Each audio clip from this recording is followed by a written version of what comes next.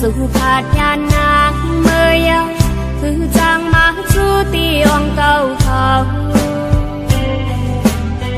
ปียานางเมื่อมีเข้าเมื่อเลิกใจขึ้นซ้ำเตปอปันเธอนางมองเปิดสู่ก็เลว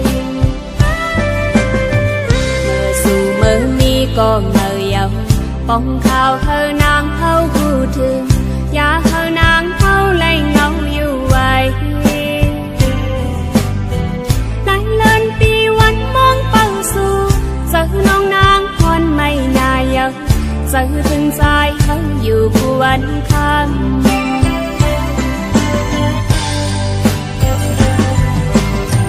เต็มหัวใจนางเขามองเป้าสู่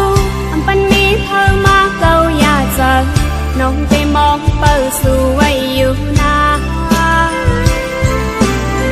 อันลองตั้งขับจอมลมเบอร์ถึงบอกปันใจว่านางขับอยู่เธอที่ใจปกมาสู่น้องเล่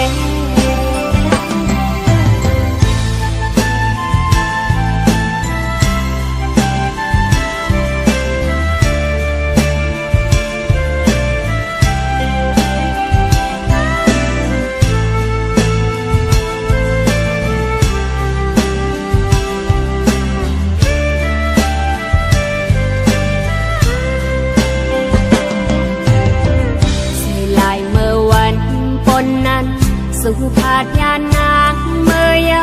คือจางมาชูตีองเก่าเขาปียานางเมื่อมีเข้าเมื่อเลิกใจขึ้นซ้ำเตปอปันเธอนางมองเปิดสู่ก็เลวเมื่อสู่เมื่อมีก็เมื่อยาวป้องข่าวเธอนางเขาพูดถึงอย่าเธอนางเขาไล่เงาอยู่ไว้หลายเลินปีวันมองเป้าสู่เจอน้องนางพรไม่น่าเยาเจอถึงใจเขาอยู่ผู้วันคำ